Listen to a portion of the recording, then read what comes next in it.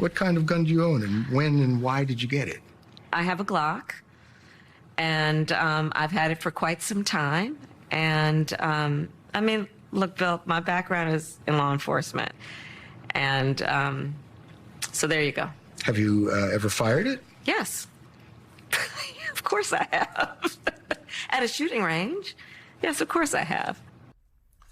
That was more from Vice President Kamala Harris's interview last night on 60 Minutes. Joining us now, White House reporter for Bloomberg News, Josh Wingrove. Josh, traveling with the Vice President, who is here in New York on a media blitz. The View, Howard Stern, Late Show with Stephen Colbert, all coming after that 60 Minutes interview. It's definitely a change in strategy, ramping up these appearances. What's the thought process behind it, and how do they think it's going so far, including in candid moments like that one? On the heels also of her appearance on a major podcast, yes. Call Her Daddy, as well as local interviews that she's been doing in battleground states.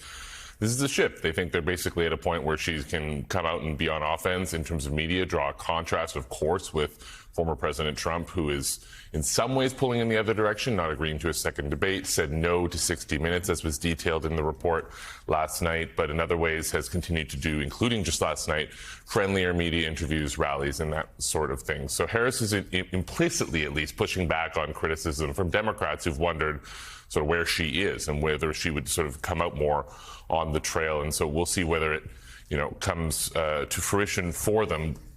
We have a new poll this morning from the New York Times, Siena College, showing her up 3 on Donald Trump. The latest polls actually have been, more favorable for Trump. So this is good news for Harris in a sort of broader polls that are sort of showing again, narrowing race. We're tired, I'm sure, of talking about it, but it just continues to be just looking like a very, very narrow race across maybe only a handful of battleground states. That Times Siena College poll, it's a national poll, but it's also the first time she's had a lead in it over Trump. 3 points within the margin of error, but still, it's, as you say, it's a potentially a sign of some momentum. So let's talk about some of the battleground states. You mentioned this is an election that's being fought over just 7 states, probably.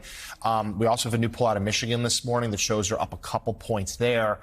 Talk to us about how her team is feeling about the Electoral College map right now. What's the focus? I mean, their official view is that there continue to be multiple paths. And the way to boil that down is that no one knows where Georgia and North Carolina are going to go. Of course, everyone is, praying for the recovery efforts of Hurricane Helene and the incoming Hurricane Milton. It's too early to really ask or know or say what impact all of that will have on election turnout in those states.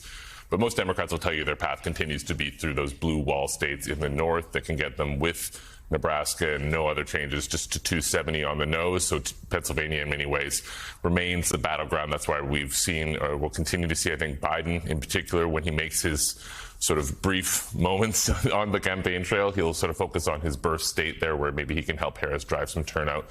Just remains a close one, John. And so we're watching also the money issue. Trump continues to have spent more than he's taking in. Harris continues to have reasonable money, but you wonder whether the fundraising pace will, keep pace with what has been a big surge since she became the nominee. So a lot of moving parts. President Biden today in Wisconsin and Pennsylvania.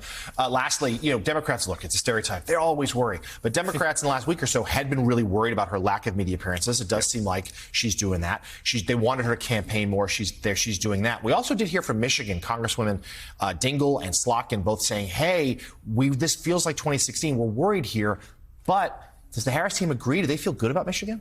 I think right now they're not counting any chickens, I think is how I'd put that. We'll see whether she does more interviews. I appreciate you keeping this chair open for her and letting me slide in at the last moment. Vice President, anytime. Delighted to be here. Yeah, I think they're not. The polling in Michigan and to a lesser extent Wisconsin has generally looked pretty stronger than the polling in Pennsylvania and other battleground states. Again, if the Harris campaign was sitting here, they would say that I'm getting ahead of myself, I'm sure. But broadly speaking, Democrats don't seem as worried with those two as they do in states like Pennsylvania.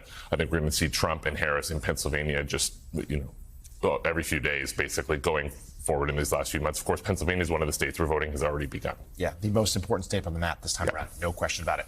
Terrific reporting, as always, from White House reporter for Bloomberg News, Josh Wingrove. Josh, thank you so much. Thank you.